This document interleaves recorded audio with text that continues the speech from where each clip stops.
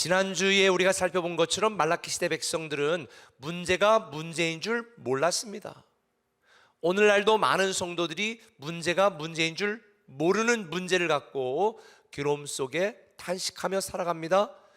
그런데 문제가 문제인 줄 모르는 것, 그 수준에 머문 것이 아니라 이 말라기 시대 백성들 중에 일부는 야, 하나님 믿어봐도 소용이 없다, 기도해봐도 소용이 없고 열심을 내봐도 다 무익한 거구나, 교회 열심히 봉사하고 다녀보아도 나에게 유익한 것이 하나도 없다, 다 무익하다, 그런 한탄과 불평과 원망을 했습니다.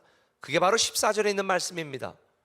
너희가 말하기를 하나님을 섬기는 것이 헛되니 만군의 여호와 앞에서 그 명령을 지키며 슬프게 행하는 것이 무엇이 유익하리요? 하나님 섬기는 게 헛되고요, 하나님 앞에서 열심을 내거나 또 우리가 애통하며 기도하는 모든 것들이 다 무익하다는 거예요. 자기에게 유익이 없다는 거예요. 이런 마음이 드니까 하나님을 버릴 수는 없고, 당시 말라기 시대 이스라엘 백성들은 형식적이고 의무적이고 습관적이고 건성건성 그런 신앙생활을 했습니다. 오늘날도 그런 분들이 많습니다. 저는 오늘날 이 시대가 말라기 시대 이스라엘 백성들의 모습과 너무나 흡사하다고 저는 생각을 합니다.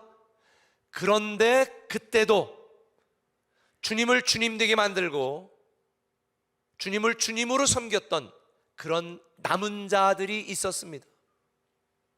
하나님은 오늘 본문에도 보면 그런 남은 자들을 내가 절대로 잊지 않고 존귀하게 여기고 하나님의 기념책에 기록하여 내가 다 알고 있다라고 이야기하십니다. 뿐만 아닙니다.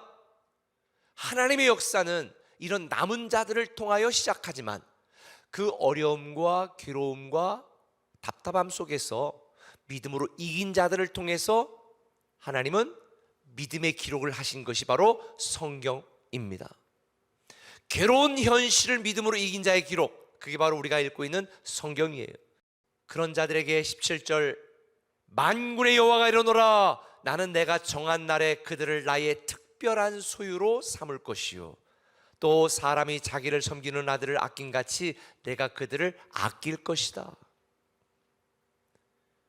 주 안에 남고 믿음으로 이긴 자들을 하나님께서는 특별한 소유로 삼겠다. 여기서 특별한 소유라는 단어는 히브리어로 세골라인데요, 왕의 보물이라는 뜻입니다. 일반 보석과 보물도 귀한데 왕이 쓰는 왕의 보물이 얼마나 존귀하고 특별합니까? 바로 주 안에 남은 자, 믿음으로 이긴 자들이 이런 하나님의 특별한 소유 같은 특별한 존재가 된다, 이걸 말씀하는 거예요.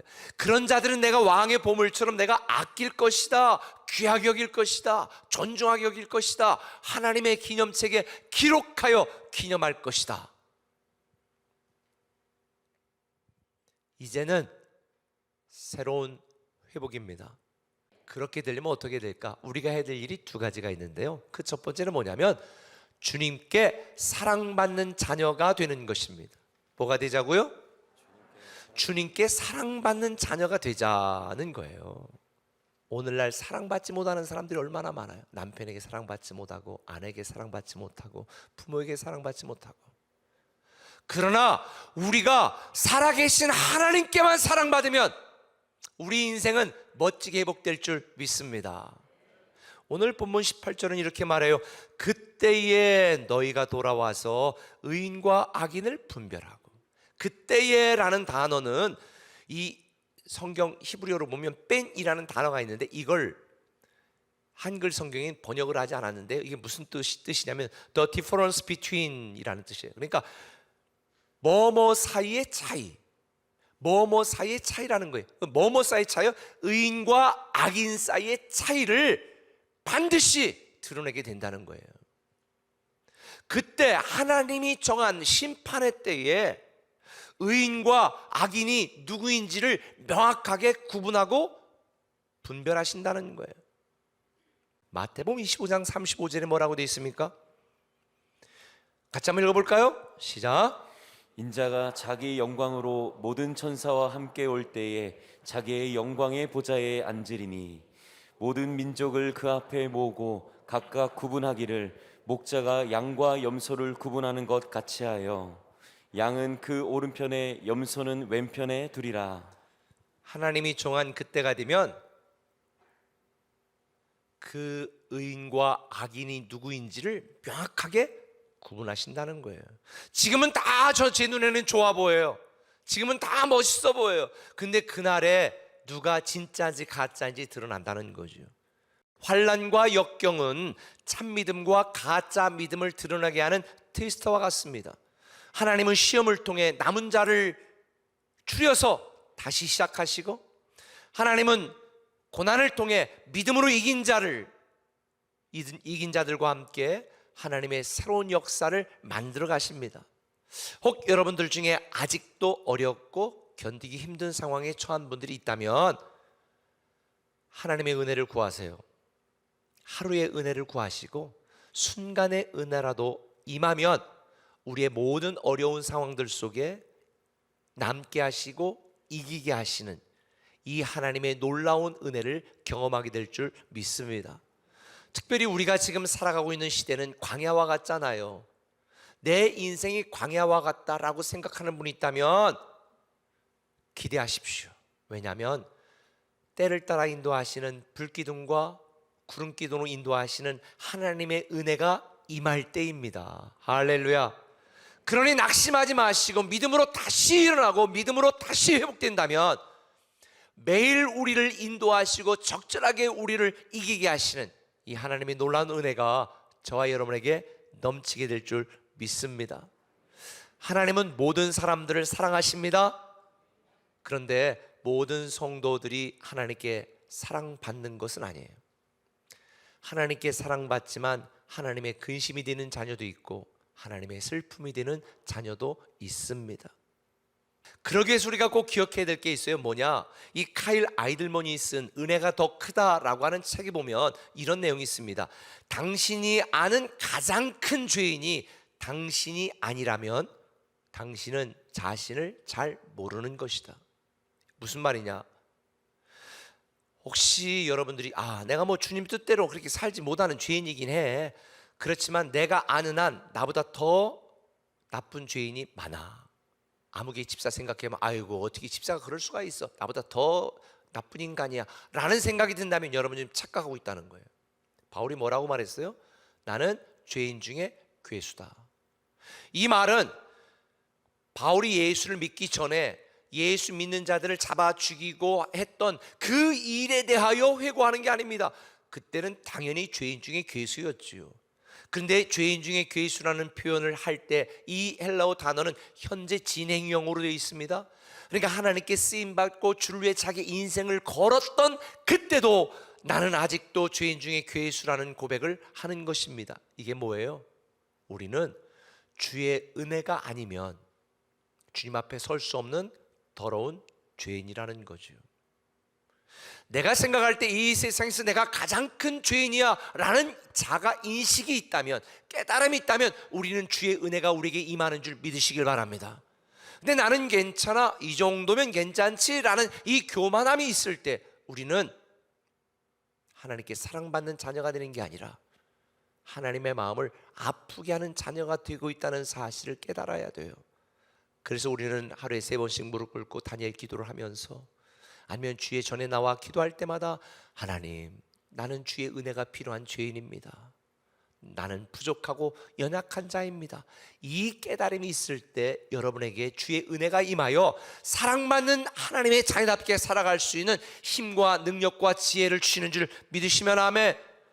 그래서 우리는 예수 그리스도의 은혜로 구원받은 자이니 나의 모든 더러운 죄에 대하여 예수 그리스도가 십자가에 흘린 피가 우리 인생의 치료제가 된 줄 믿으시기를 바랍니다. 우리 인생의 수많은 고난과 고통과 괴로움에 대한 치료는 친구가 아니에요. 물질이 아니에요. 우리를 사랑하신 하나님의 사랑의 결정체인 예수 그리스도의 피가 저와 여러분에 대한 유일한 인생의 치료제인 줄 믿으시길 바랍니다.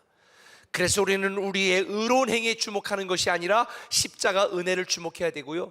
그래서 우리는 날 위해 흘리신 십자가 보혈과 부활하신 예수 그리스도를 주목해야 되는 거예요. 그런 삶을 살아갈 때만이 우리를 사랑하신 하나님의 은혜를 입고 하나님께 사랑받는 자녀가 되는 것입니다. 오늘 주의 전 앞에 나온 여러분들을 축복합니다. 바로 우리가 하나님께 사랑받는 자녀입니다.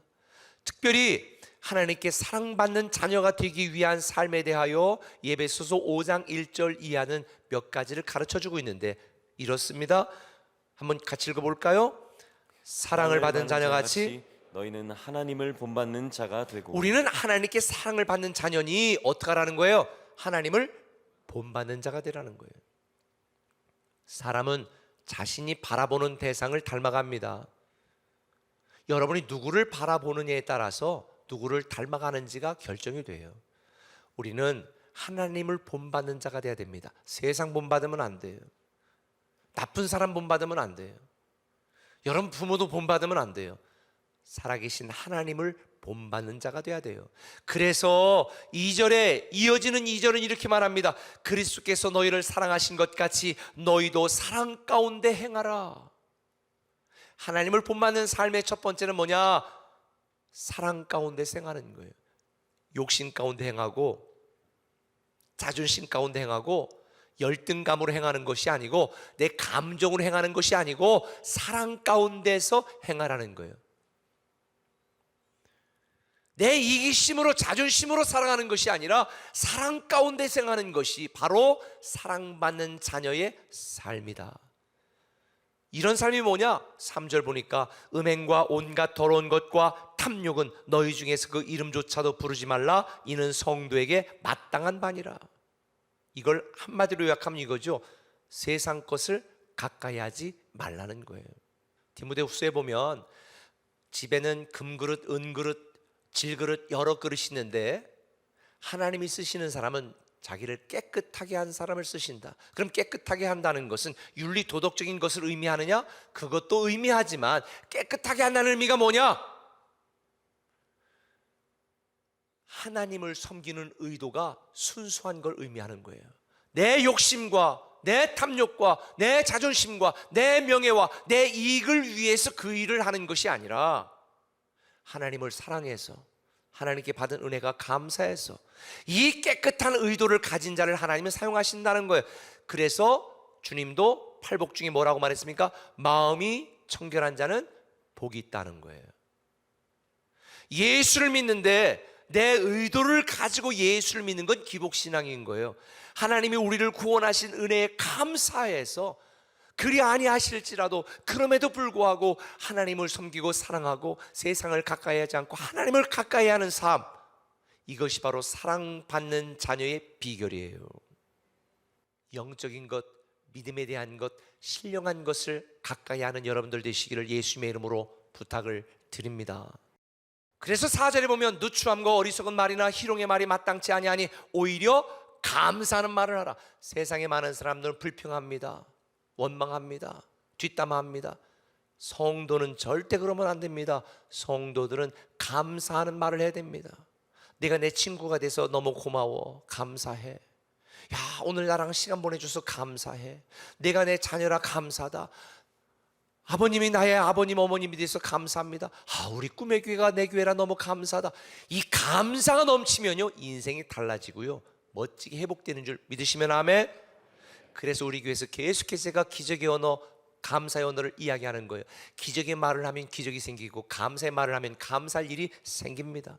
결국 우리가 사랑받는 하나님의 자녀가 되려면 구습을 쫓는 옛사람을 벗어버리고 의와 진리와 거룩함으로 입은 새 사람이 돼야 되는 거예요. 세상 욕심 버리고 하나님의 기쁨이 되기를 소망한다면 우리는 멋지게 회복될 수 있습니다. 저는 여러분 모두가 다 하나님의 근심이 되는 게 아니라 하나님의 자랑이 되고 하나님께 사랑받는 자녀가 되기를 예수님의 이름으로 축원합니다. 한 걸음 더 나가서 한번 따라합시다. 주님께 사용받는 성도가 되자. 주님께 사용받는 성도가 되자. 오늘 18절에 보면 이렇게 말하죠. 그때에 하나님이 정한 때에 하나님을 섬기는 자와 섬기지 아니하는 자를 분별한다는 거예요. 의인과 악인만 분별하는 것이 아니라 하나님을 섬기는 자와 하나님을 섬기지 않는 자를 분별한다는 거예요.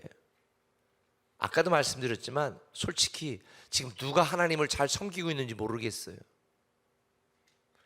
제 기준 중에 하나는 뭐냐? 맡겨진 자리에서 최선을 다하여 끝까지 충성하는 사람이 저는 하나님을 잘 섬기는 사람이라고 생각합니다.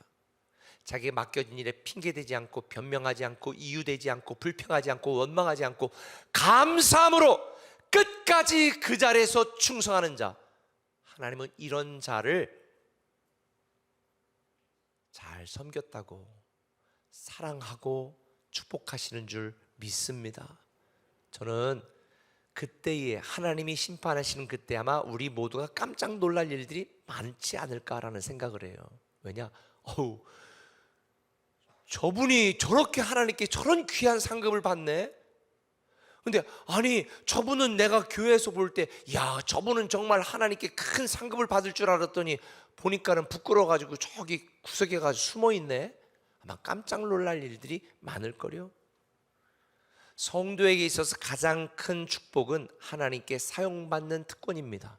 하나님께 쓰임받는 특권입니다. 그런데 여러분, 하나님께 사용받고 쓰임받는다는 것은 우리 편에서는 하나님을 섬기는 거잖아요. 근데 이 섬긴다는 게 뭔지를 여러분이 좀 알아야 돼요. 변화의 삶에서는 제가 자세히 설명을 해드리는데 세상에서는 섬김을 별로 좋아하지 않습니다. 왜냐하면 섬김이라는 게 부담이고 일이고 사역이니까 말이죠. 근데 주님이 말씀하시는 섬김은 뭐냐? 섬김을 다른 단어로 말하면 섬김은 사랑입니다. 고3 자녀를 부모가 밤늦게까지 섬기고 데려오고 데려가고 학원 보내주고 보내오고 학원비 대고 막 왜 그렇게 섬겨요? 사랑하니까. 남편을 왜 섬겨요? 사랑하니까. 아까 제가 말씀드렸죠. 교회를 왜 섬겨요? 주님께 받은 은혜가 너무 감사하니까. 내 이익을 위해서, 내 욕심을 위해서, 내 명예를 위해서, 내게 돌아올 이익을 위해 섬기는 것은 섬김이 아니에요. 작업이지, 일이지, 업무지. 하나님이 세상을 이처럼 사랑하셔서 누구를 보내주셨어요? 독생자 예수 그리스도를 보내주셨습니다. 하나님이 세상을 사랑해서 독생자를 보내주셨습니다. 그런데 그 주님이 세상에 오셔서 뭐라고 말씀했어요? 누가복음 22장 26절에 나는 섬기는 자로 너희 중에 있느니라. 뭐 하는 자로? 나는 섬기는 자로 너희 중에 있느니라. 너희들은 다 높아지길 원하지 나는 섬기는 자로 너희 중에 있기를 원해. 하나님이 세상을 사랑하여 섬겼어요. 누구를? 예수 그리스도를 이 땅에 보내주셨어요. 섬김 중에 최고의 섬김이 뭔지 아세요? 헌신입니다. 제가 지난번에 말씀했죠. 바치는 자, 몸신 자. 자기 몸까지 바치는 헌신이 최고의 헌신 아니에요? 그래서 하나님이 우리를 사랑하시는 그 사랑을 증명하기 위하여 예수 그리스도를 섬기러 보내셨는데 섬기러 온 예수님은 십자가에 자기 몸을 헌신하셨잖아요. 우리 죄를 위해 대신 죽도록 자기 몸을 내어주셨잖아요. 목숨까지 내어주셨잖아요. 그래서 그 섬김과 헌신을 통해서 우리는 구원을 받았잖아요. 여러분, 섬김은 부담스러운 짐이나 사역이 아닙니다. 우리가 주님을 섬기는 것은 집사가 됐기 때문에 섬기고 장로가 됐기 때문에 섬기는 게 아니에요. 목사인 저도 사명을 받았기 때문에 처음을 섬긴다고 생각했습니다. 근데 저는 사명으로 섬기지 않아요. 주님을 사랑해서 저는 섬기고 있습니다. 사랑해서 섬기는 것이 진짜 섬김이고 최고의 섬김이에요. 그래서 주님께서는 억지로 섬겼는지 일로 섬겼는지 정말 사랑해서 기쁨으로 섬겼는지를 다 분별하여 우리에게 큰 상급을 주신다는 거예요. 저는 하나님을 사랑하여 섬기기 때문에 내 있는 모든 것을 다 바쳐서라도 드려서라도 아낌없이 저는 섬겼으면 좋겠다. 이런 생각이 들어요. 사도행전 20장 28절에 보면 이런 말씀이 있습니다. 성령이 그들 가운데 여러분을 감독자로 삼고 하나님이 자기 피로 사신 교회를 보살피겠다는 거예요. 하나님께서 하나님의 피로 뭐를 세우셨어요? 교회 공동체를 세우셨어요. 그러면 하나님을 사랑하는 자는, 하나님을 섬기는 자는 어떻게 되느냐? 하나님이 자기 피로 사신 교회를 섬기면 돼요. 교회를 섬기는 것이 하나님을 섬기는 거예요. 교회를 사랑하는 것이 하나님을 사랑하는 거예요. 왜? 그 교회 공동체를 통해 죽어가는 사람들을 살리고 고치고 키우고 세우고 복음을 전하고 높이는 이 놀라운 일을 하기 때문에. 어떤 분들은 교회 안에서의 섬김이라고 하니까 뭐 목자나 교사나 뭐 교회 사역이나 뭐 청수나 봉사 이런 것만 의미한다고 생각할지 모르는데, 그것도 정말 귀한 섬김이에요. 어제도 깔끔히 사역팀들이 여러분을 맡기 위해서 다 와서 교회 좀 청소 좀 하자. 70여 명이 넘는 성도들이 와서 청소를 했어. 또 어떤 분은 샌드위치 또 직접 또 80개를 싸와가지고 또 다 갖다가 또 나눠드리고. 여러분, 이런 사랑은 억지로 되는 게 아니에요. 이런 섬김은 강요한다고 되는 게 아니에요. 감사해서 주님을 사랑해서 이렇게 섬기는 자를 하나님은 기념책에 기록해 놓고 기억하고 복을 주신다는 거예요. 여러분, 여러분을 사랑하지 않는 사람을 사랑하는 것이 얼마나 괴로워요. 하나님도 마찬가지예요. 하나님은 여러분을 사랑하는데 여러분은 억지로 부담스럽게 할 수 없어서 의무적으로 하나님을 섬긴다면 하나님은 기뻐하지 않아요. 하나님에 대한 섬김은 단지 우리 삶의 일부분의 일이 아니라 우리 전 생애, 전 목숨을 걸고 살아가야 될 우리의 삶이에요. 그러니까 섬김은 일이 아니라 삶이라는 거지요. 그래서 그레이크 바르톨로뮤라고 하는 분은 이런 얘기를 했습니다. 모든 그리스도인은 각자 부르심을 받은 자리에서 주님과 세상을 섬기는 전임 사역자라는 거예요. 교회 와서 봉사하는 것만 섬김이 아니라 내게 주신 모든 은사와 시간과 직장과 사업장과 물질과 건강을 동원해서 하나님을 높이고 전하는 이 일을 하는 것이 하나님을 섬기는 거예요.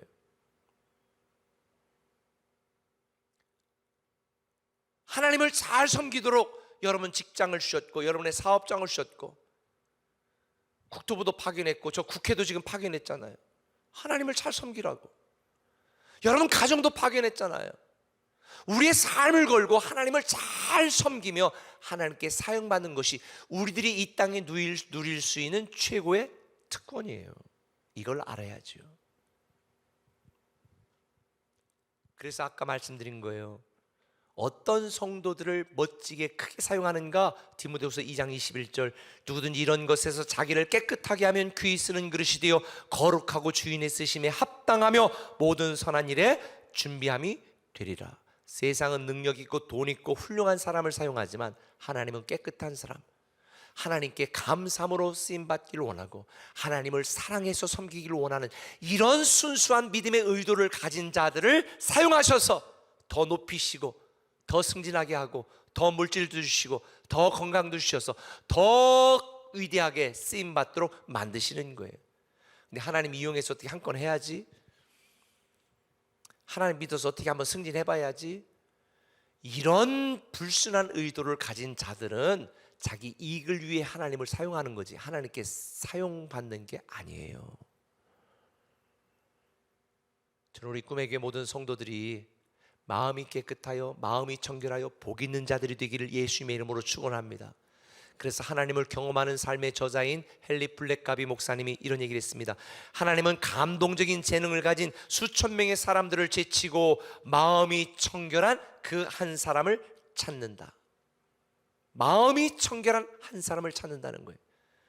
저는 여러분의 마음이 깨끗하여서 정말 여러분의 직장에 하나님께 사용받고 여러분의 사업장에 하나님께 사용받고 여러분의 물질이 하나님께 사용받고 여러분의 자녀들을 하나님께 사용받고 여러분의 건강과 여러분의 지혜와 여러분의 열정이 하나님께 사용받기를 예수님의 이름으로 축원합니다. 출세해서 사용받고 성공에 사용받고 돈 벌어 하나님께 멋지게 사용받는 것, 그것이 우리 그리스도인들이 이 땅에 누릴 수 있는 최고의 축복이고 특권이다. 서두에 말씀드린 것처럼 성도들은 어려움이 닥치면 신앙을 우선순위에서 뒤로 미룹니다. 그런데 이거는 큰 실수입니다. 고난과 시험과 환난은 알곡과 쭉정이를 가려내는 트위스트입니다. 하나님의 근심이 되는 자녀가 아니라 하나님의 자랑이 되는 자녀, 하나님께 사랑받는 자녀가 되시고, 겨우 부끄러운 구원을 받는 성도가 되지 마시고 이 땅을 사는 동안 하나님께 기대 이상으로, 하나님이 여러분에게 주신 것 이상으로 쓰임받고 부름받는 멋지고 위대한 하나님의 자녀로 사용받고 쓰임받기를 예수님의 이름으로 축원합니다.